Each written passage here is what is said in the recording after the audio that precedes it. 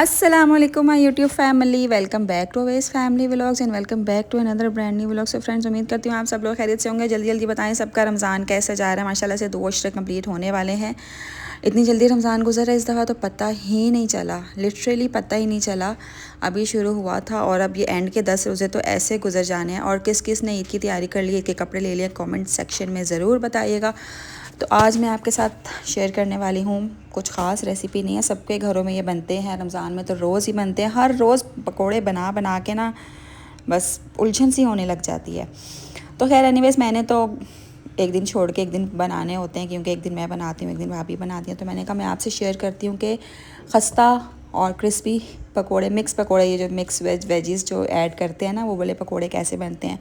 तो साथ में ये फ्रूट चाट के ऑरेंज रखे हुए हैं, इनको अवॉइड कीजिएगा, ये मैं अभी साइड पे कर देती हूँ। मैं आपको बताऊँ, सबसे पहले मैंने ली है ताज़ा सी पालक, क्योंकि पालक अभी तक तो अच्छी आ रही है, लेकिन अब इसका सीज़न ख़त्म होने वाला है। साग और पालक जब आते हैं ना तो पालक फ्रेश ही होती है।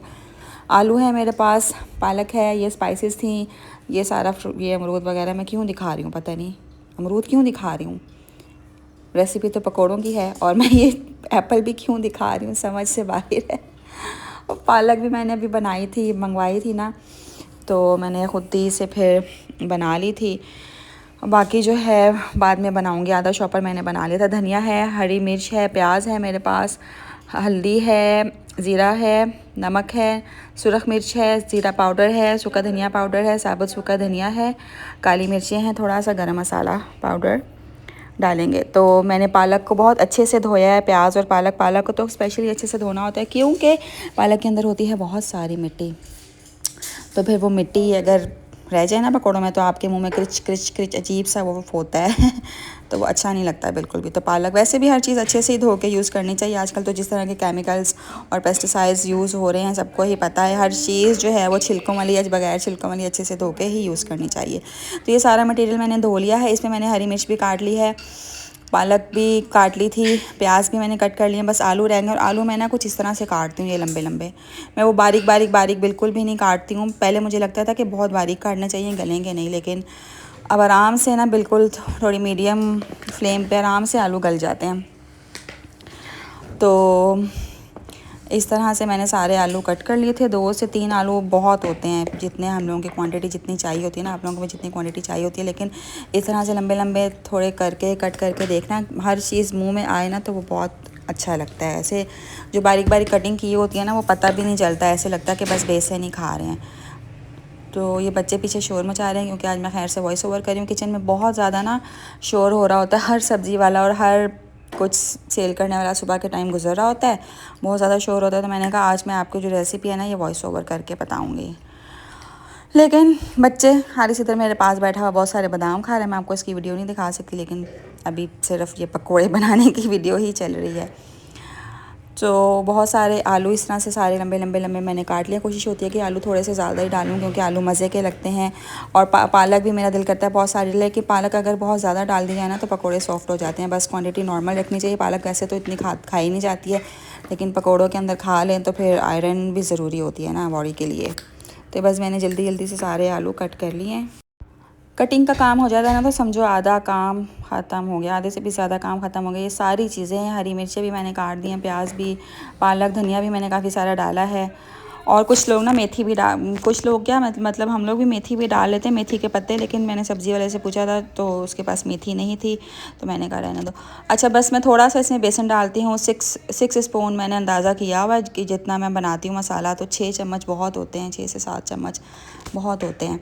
तो बस इतना ही बेसन मैं डालती हूँ, ज़्यादा नहीं डालती। और मैं कोई दही शही नहीं डालती, या मैंने कई वीडियोस में देखा है कि चावलों का आटा डाल रहे हैं, कोई मैदा डाल रहे हैं, कुछ भी ये सब चीज़ें नहीं डालती। एक मैजिक इंग्रेडिएंट है एक मैजिक इंग्रेडिएंट है जो मैं आगे चल के आपको बताऊँगी, वो ऐड करती हूँ। इसको ना मिक्स कर लेंगे सारे को अच्छे से, बेसन सारे मसाले पे कोट हो जाएगा। तो इस तरह से ये सारे स्पाइसेस भी ऐड कर देंगे। दोबारा से मैं बताती हूँ, मैं ज़ीरा डालती हूँ, हल्दी डालती हूँ, सुरख मिर्च, ये धनिया है, साबुत धनिया है, कुटा हुआ धनिया भी होता है, कुटी हुई लाल मिर्च होती है, थोड़ा सा गरम मसाला डालती हूँ, काली मिर्च अगर दिल करे तो डाल देती हूँ। लेकिन इतनी सारी स्पाइसेस हो जाए ना मिक्स, बस मिर्चें भी होती हैं तो बहुत ज़्यादा स्पाइसी हो जाते हैं, इसलिए अवॉइड ही करती हूँ। तो ये है जी कॉर्नफ्लोर, क्योंकि मैं कोई चावलों का आटा या मैं मैदा और दही भी नहीं मैं ऐड करती, कॉर्नफ्लोर बस डाल देती हूँ। तो इससे ये होता है कि ज़रा ना वो क्रिस्पी क्रिस्पी पकोड़े हो जाते हैं।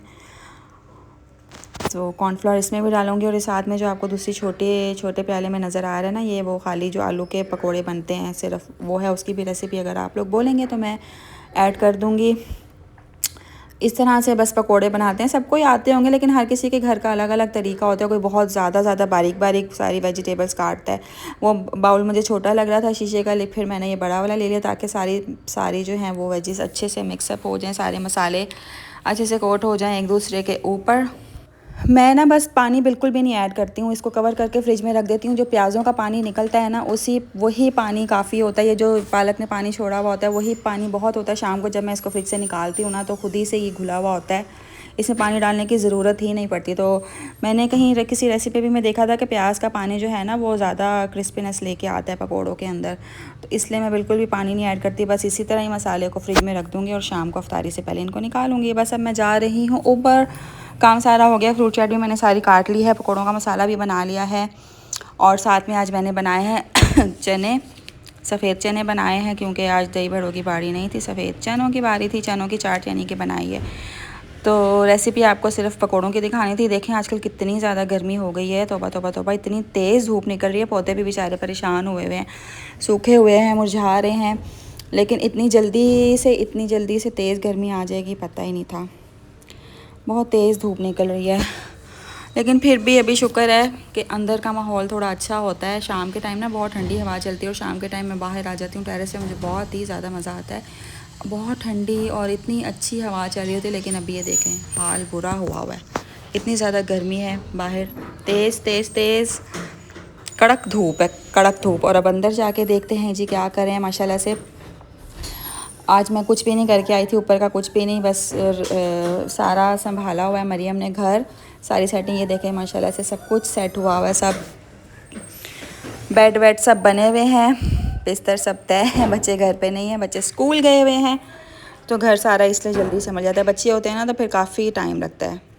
तो जी अफ्तारी का टाइम होने वाला है। अफ्तारी से आधा घंटा पहले ना मैं पकोड़े बनाती हूँ। वैसे मैं 1.5 घंटा पहले ऊपर से नीचे आ जाती हूँ, पहले शरबत बनाती हूँ, फिर बाकी चीज़ें सारी फ्रूट चाट वगैरह फ़ाइनल कर लेती हूँ, जो दूसरी चाट होती है वो फ़ाइनल कर लेती हूँ, और बहुत सारे काम होते हैं। तो ये पकौड़ों के मिक्सचर में पानी बिल्कुल नहीं डाला, ये देखें वैसे ही खुद ही से ही घुल मिल गए हैं, आपस में पानी डालने की ज़रूरत ही नहीं पड़ी। बस अब इनको फ्राई करना शुरू करूँगी, लेकिन कोशिश करती हूँ कि एंड तक मेरा काम चले। गरम गरम पकौड़े तो फिर ज़्यादा वो क्रिस्पी रहते हैं, थोड़ी देर पड़े रहे ना तो फिर वो सॉफ्ट होना शुरू हो जाते हैं। ये देखें ये पानी खुद ही से ना सारी वेजीज़ ने खुद से ही छोड़ा हुआ है, मुझे पानी डालने की कतई ज़रूरत नहीं है इसके अंदर। ये देखें कितना मुलायम, नरम मुलायम। अच्छा, और एक लास्ट जो है ना इंग्रेडिएंट वो है मीठा सोडा, वो मैं एंड में डालती हूँ, इस टाइम मैं डालती हूँ, जब फ्राई करने से पहले फिर मैं ऐड करती हूँ। थोड़ा थोड़ा एक चुटकी बस डालना होता है दोनों किस्म के पकोड़ों में, उसमें वेजीज़ वाले भी और जो सादे में बनाती हूँ उसमें भी थोड़ा थोड़ा एक चुटकी मीठा सोडा ऐड कर देती हूँ। ये देखें अभी मैं मरियम से खुला रही हूँ क्योंकि मेरे एक हाथ में कैमरा है, मेरे से खुल नहीं पा रहा, तो फिर मैंने मरियम से कहा कि बस एक चुटकी ऐड कर दो।